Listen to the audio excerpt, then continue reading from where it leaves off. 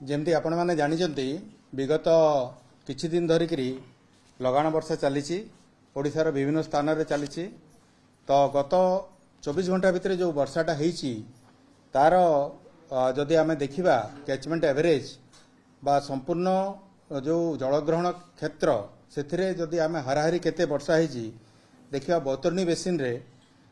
जोटा कि आमर केउझर एरियाटा रोची प्लस झारखंड रोची से 42.57 मिलीमीटर वर्षा होती अपर ब्राह्मणी सेमती आम देखा 35 mm वर्षा होती आउ अपर महानदी जोटा कि हीराकुद को आसब से जगार आपण 31 मिलीमीटर होती वर्षा यहाँ हूँ अधिक वर्षा तेणु यार प्रभाव रे निश्चित भाव में फ्लड आसब एवं मुझे कही रखे ऑलरेडी आम सुवर्णरेखा एवं बैतरणी रे आमर बन्या चली आजिका डेट्रे वर्तमान से बन्या परिस्थिति सृष्टि होती एवं मु आपन को डिटेल गोटे गोटे कर कहबी आप देखिए वंशधारा टी आमर अधिक अच्छी 12.98 किंतु सेटा एब्जर्व हो बुढ़ाबलंगे 14.16 मिलीमीटर वर्षा होती जोटा कि सेटा एब्जर्व हो संभावना अच्छी जदि आम देखा नदी गुड़ाक बन्यार स्थिति देखा ताहले दिन 10टा बेलू आमर बैतरणी आखुआपदारे 18.61 मीटर लेवल रही जोटा कि आपणकर से विपद संकेत हूँ 18.33 मीटर आपन कही रखे ये जे आखुआपदारे सकाळ आज भोर गोटे बेलू माने राति मध्य रात्रि गोटे बेलू हाईएस्ट लेवल जाइथिला 18.68 मीटर एवं सेटा 4टा बेल पर्यंत रहिला एवं तापरे जलस्तर धीरे धीरे ह्रास पाउची पाइकरी बर्तमान 10टा बेलू 18.61 मीटर रे बर्तमान रही तेबे मु जेमती आपन कहली जे बैतरणी रे गतकाली मध्य प्रबल वर्षा होती तार प्रभाव रे एटा तळकु आसिले मध्य आ गोटे बन्या एटा तळकु जाइकरी लेवल पुणी आउ थरे बढ़िवार संभावना अच्छी सेटा आमे इभालुएट करछु मॉडल रन करछु तापरे आपण डिटेल केतबेले कोठी जागरे हबो आमे सेटा कहि दे परिबु आपण जदि आमे दरिबा आमर एठी सुवर्णरेखा आम देखा बर्तमान आम राजघाट आम जलस्तर आम मापी था आपण मैंने जानी से विपद संकेत हूँ 10.36 मीटर से अगेंस्ट बर्तमान 10.85 मीटर चली जोटा कि हूँ ताठू प्राय पाखापाखि 0.5 मीटर अधिक तेणुक यहाँ गोटे बन्या परिस्थिति आपण जानते यहाँ हूँ आम सुवर्णरेखा ए वर्ष कंटिन्यूअसली आम वर्षा और बन्या परिस्थिति आम सामना करुचे तेबे यही जो लेवलटा यहाँ आमर आहरी आग को बढ़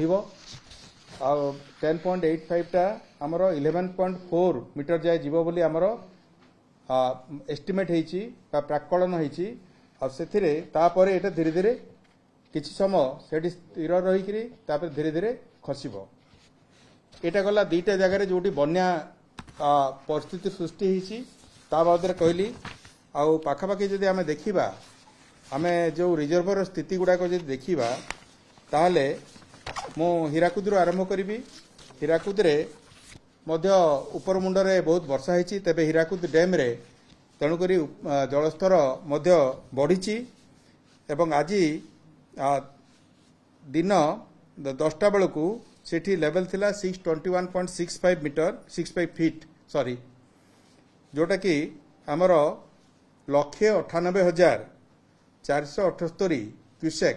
जलभंडार भीतर को प्रवेश करुची एवं आमे 8टा गेट देगिरी 1,60,000 पाखापाखि क्यूसेक आमे निष्कासन करुचु केवल गेट एवं ता सहित पावर हाउस एवं केनाल देगिरी तेबे जेहेतु